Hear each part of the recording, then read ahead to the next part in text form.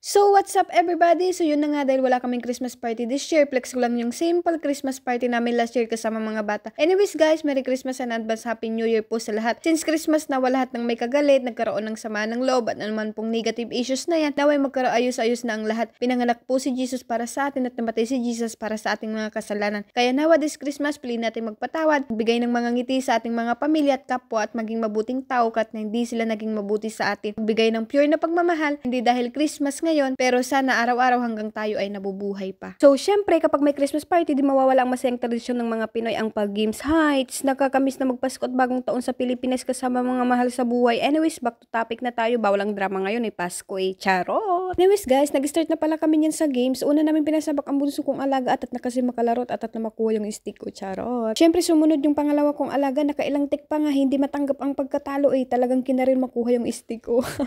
Syempre, sumabak din ako niyan, kailangan ko din makuha ang stick ko ng charot. Sunod naman dyan si Ate Arcely. Tignan nyo siya, pa-cute games yata sinalihan nito, nagpa-cute ba naman mag-blow? Tapos, sumunod si Ate Aida at Ate Annabel at nung sa Ate Annabel na, natawa pa nga kami lahat. Last sabak na pala yan si Ate Joanne, so an ending walang nakakuha ng stick ko na pinapangarap ng mga bata. Nag-trip to Jerusalem pa nga kami, buti na lang hindi KG ang mga batang alaga namin at sige, go din sila sa games ng mga Pinoy at naging masaya din sila. Siya nga pala guys, inform ko lang kayo, nag-give up na pala ako dyan kahit hindi ako natalo. Paano pa naman kasi yung taga-stop namin ng music hindi alam, kaloka. Hahaha. Next games is stop dance. Kinarel na talaga nila guys. Hahaha. Anyways, well, nag-games kami niyan. Inaantay namin mag-12 para makakain na. So, sa mga oras na yan, 11:58 na. So, malapit na guys. At last, may fireworks na. So, it means Merry Christmas na. Yung pa-fireworks pala na nakikita nyo guys, galing daw yan sa Burj Khalifa. Buti na lang kita sa labas ng bahay. Pero kapag nasa mismong Burj Khalifa, maaamis kayo sa ganda. Flex ko lang pala guys, yung kulay blue na yan, simbahan pala yan ng mga lalaki dito. Picture taking muna bago kain at bago masirang dekorasyon ng pagkain. Yan ang uso ngayon, charot. So, sa mga oras na yan guys, kami ay kumakain na kasi late na din po at kami ay uuwi pa sa kabilang bahay. So, as you can see guys, nairaos din namin ang Paskong abroad. Hindi madaling magpasko at magbagong taon sa abroad dahil kahit na kami ay nakangiti at nakatawa, may nakatagong lungkot pa rin dahil hindi namin kasama ang mga mahal po namin sa buhay. Pero laban pa rin pasasaan pat makakapag-celebrate din ng Pasko at bagong taon sa Pinas sa mga susunod na taon kapag niloob ng Diyos. So, hanggang dito na lang po. Merry Christmas and advance Happy New Year po guys!